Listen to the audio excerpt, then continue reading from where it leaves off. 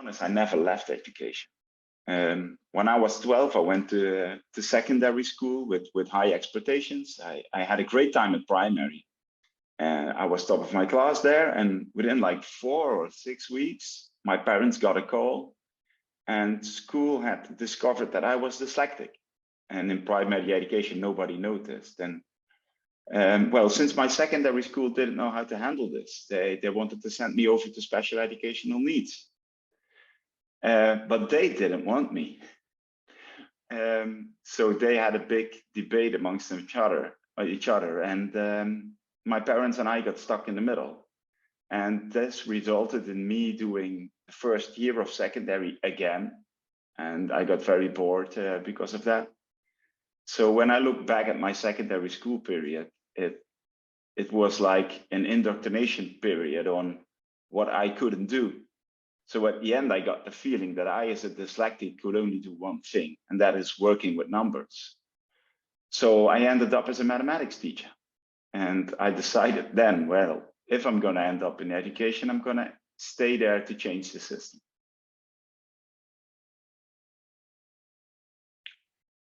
I wouldn't. I don't like to define it, because it's, you know, these words like personalized learning, they help us to look at learning at it from a certain perspective. But we need all the perspectives, and personalized is just one of them. And that it helps us forward as education. But I believe we are already forward. We should look what's past personalized learning. And why do I want to look past personalized learning? Because with personalized learning, I get too much the feeling that learning can happen on your own. You can become a hermit, stay at home, watch the computer, and the computer tells you what to do.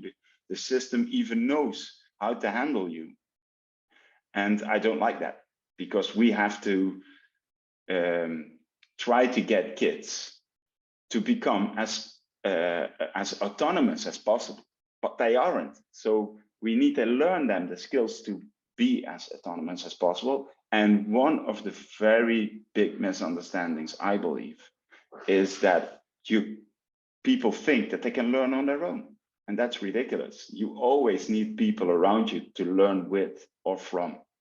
So as long as personalization doesn't interfere with being part of a group of learners, and doesn't interfere with making your own decisions on what is wise for you and for your future, I'm totally up with it. But it has to be, these two things have to be part of it.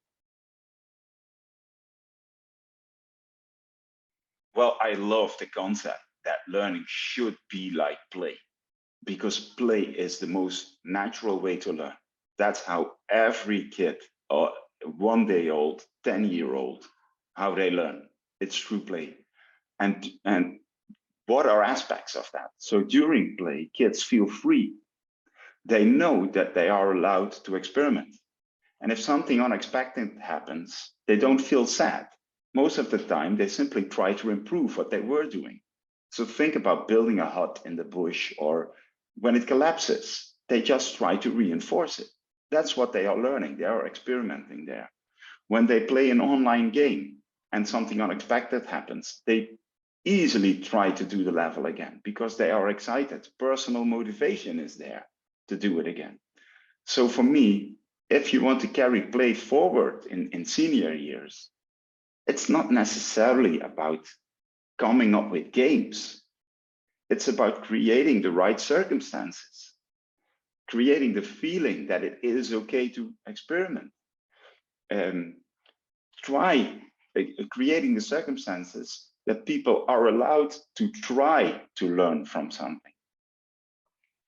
And it's, for me, so it's about creating circumstances in which people can develop. So what I want to encourage everybody is look at kids when they are playing. Ask yourself the question, what are the circumstances that they are in at the moment? And how can I create these circumstances in a school environment?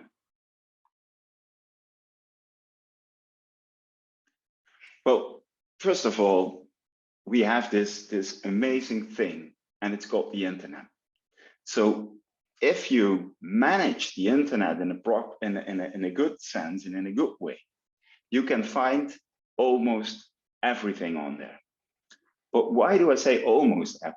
Well, most recent knowledge is in people's minds, because we all know that when you write a book and you publish it, it takes like 2 years.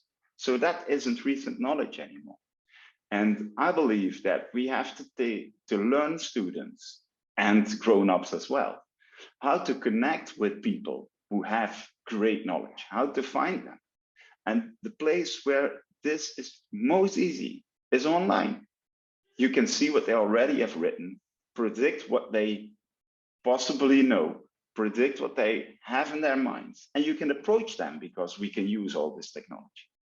So for me, that's the first big thing. And of course, I agree that people say, but there is also a lot of rubbish on the internet. Yes, and that's why we have to give every kid full-time access to the internet, because they need our help to get a sense for what's rubbish and what's not. Of course, technology isn't just the internet. The technology is also the connection between machines, or even my fridge at home and the internet, or machines amongst each other. Well, we can learn a lot from that as well. It's all about seeing which processes are there. So where you 15 years ago, when you wanted to know something about the Barrier Reef or something about New York, you had the biggest trouble to get there.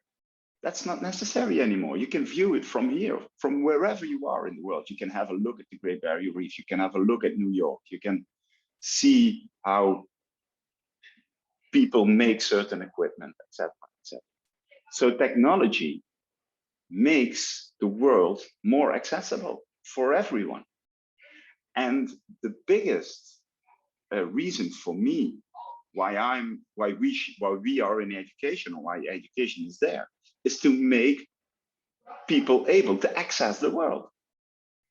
So technology can help us to do that in many, many ways.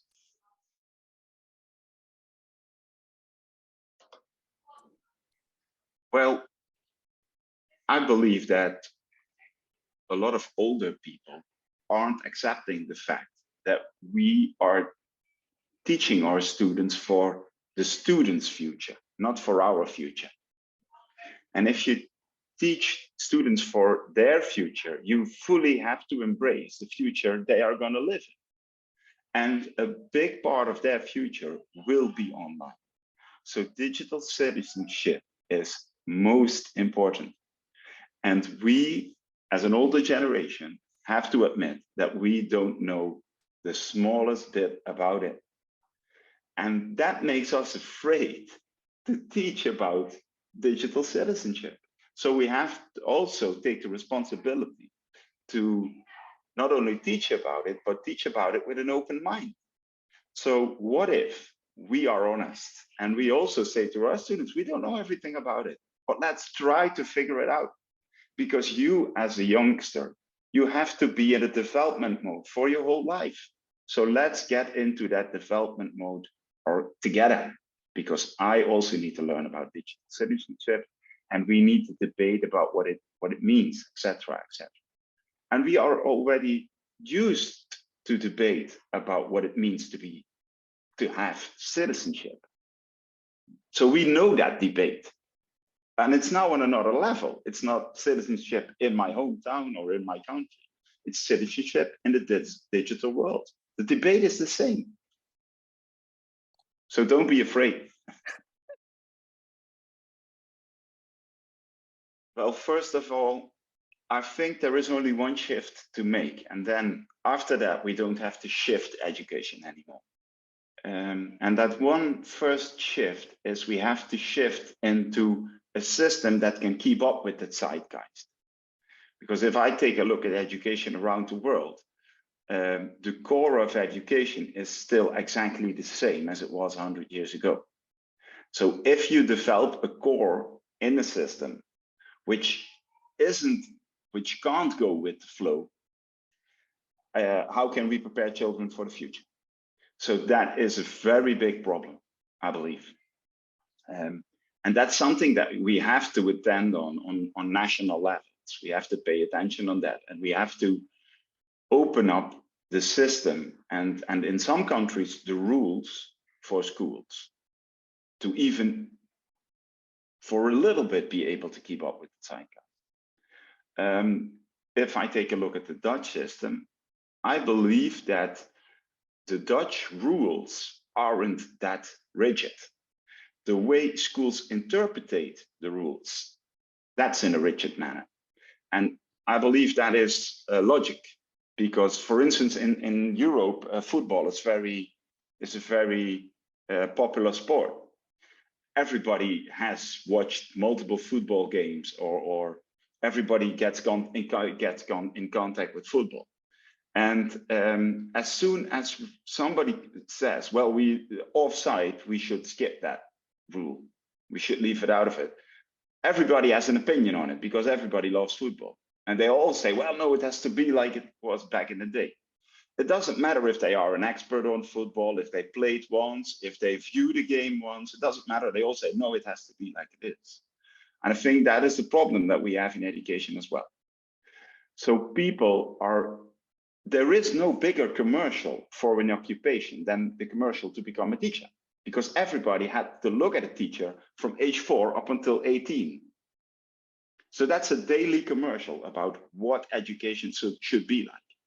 And I think that is the biggest problem we have, that even people who don't have the slightest clue on what's good for children, or why should we do what we need to change, etc. Even those people have an opinion on it. And most of the times when you debate with them ends in, well, I came out well. So I believe that is our biggest problem. The rules in the Netherlands, for instance, we are a public school. We don't have classes. We don't have age groups. We don't have tests up until kids are 15, 16. But when I tell these things to other schools in the Netherlands, they start explaining me that they have to do it. But that is really in their mindset and not in the rule book.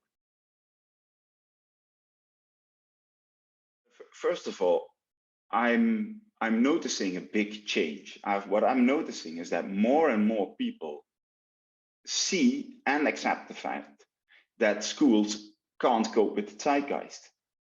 A lot of businesses see it themselves. How many business owners, I speak to a lot of business owners, and the first thing they tell me is, well, these kids come from school and then I have to teach them.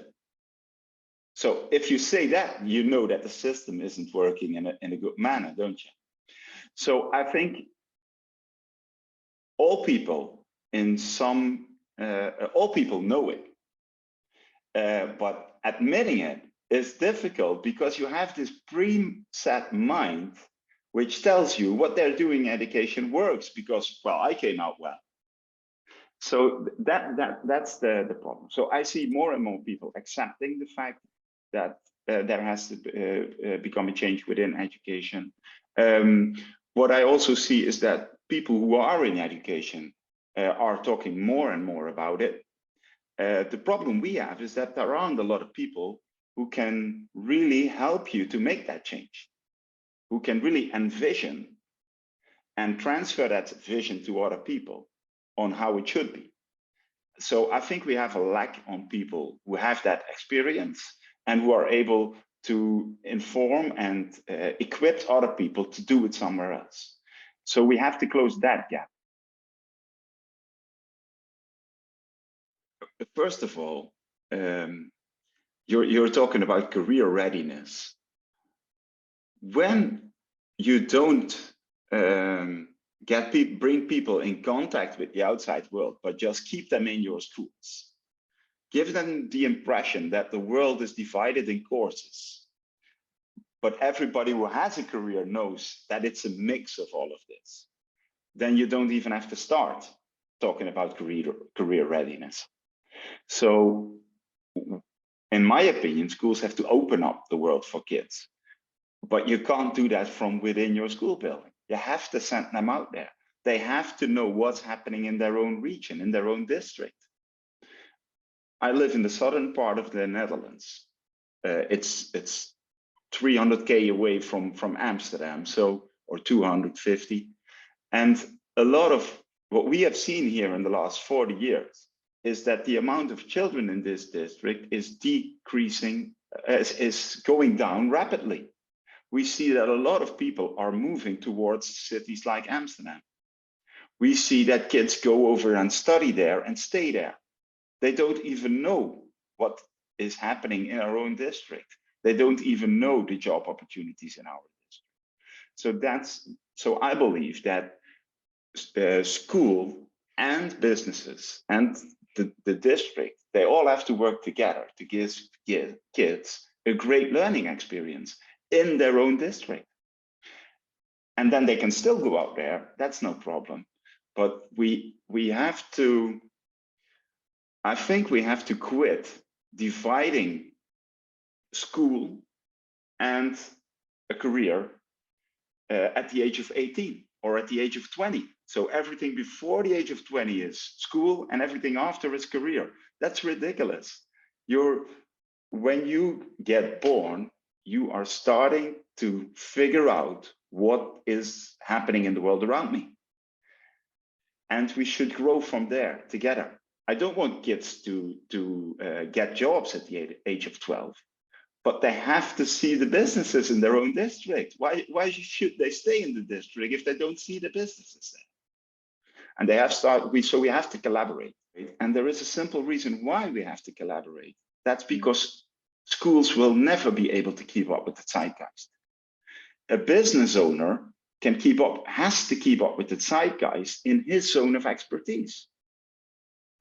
So if schools and business owners collaborate, then we can keep up with the zeitgeist together. And that means that we can teach kids, help kids to develop for their future easier, because we are closer to that future if we work together with business owners.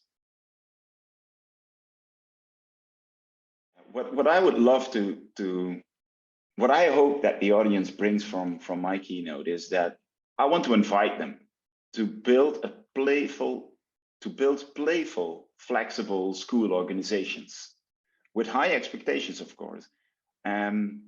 Organizations that naturally want to grow, organizations that are able to adjust to the zeitgeist on a daily basis by working with people outside schools. And I believe that will make them flourish, and that they will have strong connections because of all this collaboration. And with this, we prepare these kids for their future instead of ours.